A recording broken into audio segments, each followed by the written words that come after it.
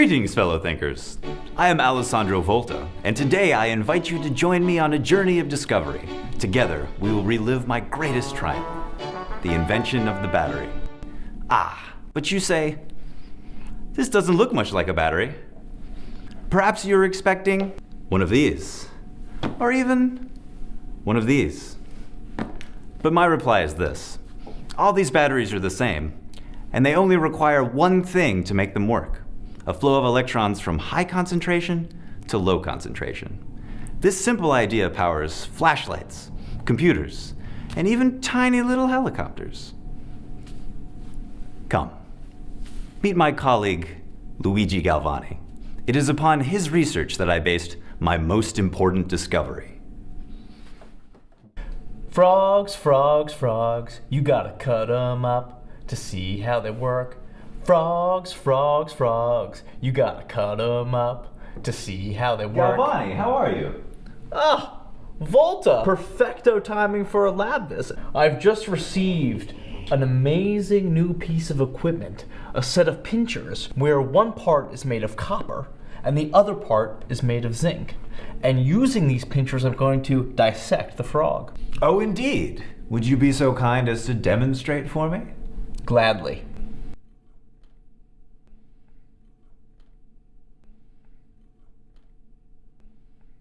Whoa! Behold, electricity! From the tissues of this humble beast, I've evoked an electrical fire. Amazing! With this power, we could drive electric carriages and electric boats. And if electricity resides in a single frog, we could feed one frog to another, and the second to a third, and a third to the fourth, and make a gigantic frog full of fiery electric potential. Ah, but you're wrong, my dear friend. You've made a magnificent discovery, but you misunderstand the cause. Well, where does the electricity come from? Well, you're using tools that are made out of two different metals, zinc and copper. This is the source of the current. If we're to use tools that are made out of the same metal, nothing happens. See? But with my pinchers of zinc and copper, amazing, amazing. This is truly a wonderful discovery. Thank you, Volta. But now you've got me thinking. Why does electricity flow from one metal to another? What makes copper and zinc different? Ah, I'm so glad you asked. Let me tell you a tale. A tale of two metals. A tale about swimming. And a tale about cats and dogs. Here we have zinc, a metal that is made of dog atoms. All of his dog atoms love the ocean. They do practically anything to go for a swim in the salty water. And here we have his friend Copper, who is covered in cats. All of his atoms are cats. They hate the ocean and want to get out of the water as soon as possible. Whenever a dog hops into the water, it has to leave two of its electrons behind.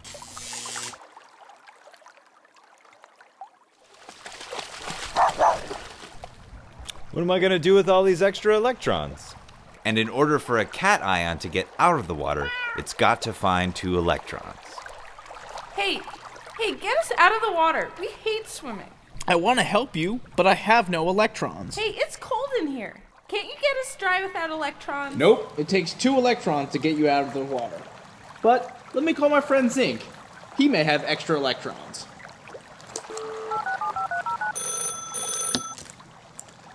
Hello, Zinc speaking. Zinc, it's Copper.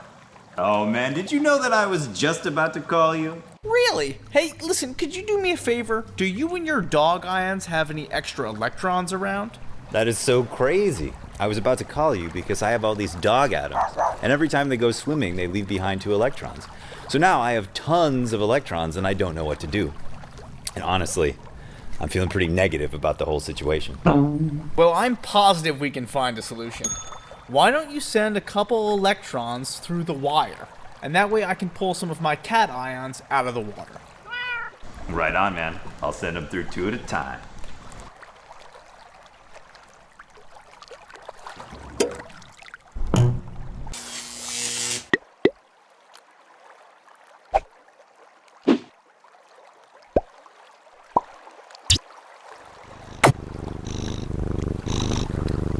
Oh, my cat's purring. It loves being out of the water. Hey, Zinc, do you have any more electrons? Oh, totally.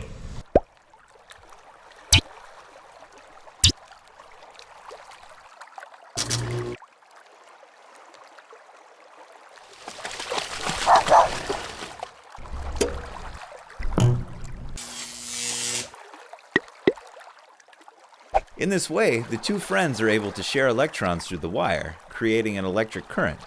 The zinc dogs want to swim, the copper cats want to get dry, and that's what makes electricity flow through a battery. Here's the zinc, whose atoms are like dogs and want to swim.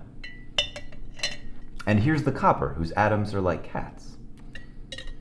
And here's the wire through which zinc sends its extra electrons to copper. This flow of electrons is called an electric current. Can use that current to power a light bulb or a speaker. Or a frog's leg. Electrons flow from the zinc through the frog's leg and into the copper. The nerve in the frog's muscle is sensitive to electricity, and it flexes from the current.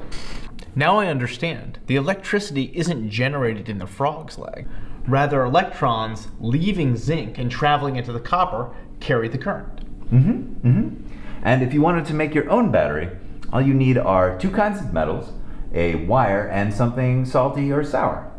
Here's one that I made. We have a zinc nail, a nice bit of copper, and this beautiful winter gourd. I'm using it to power the tiny speaker here. Oh, that's good. I made my famous batteries with zinc and copper, but other metals would work as well. Lithium batteries are in cell phones, and lead batteries are in cars. And instead of a gourd, you could try using really salty water, or potatoes, or vinegar, or even ammonia. In every case, there's two metals.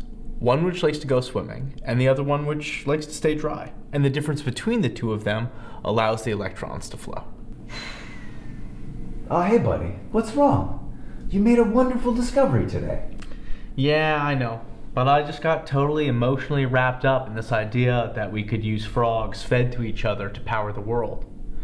And now I realize that the data says otherwise. And so, I guess I have no more need for these guys. Godspeed, frogs. Adieu.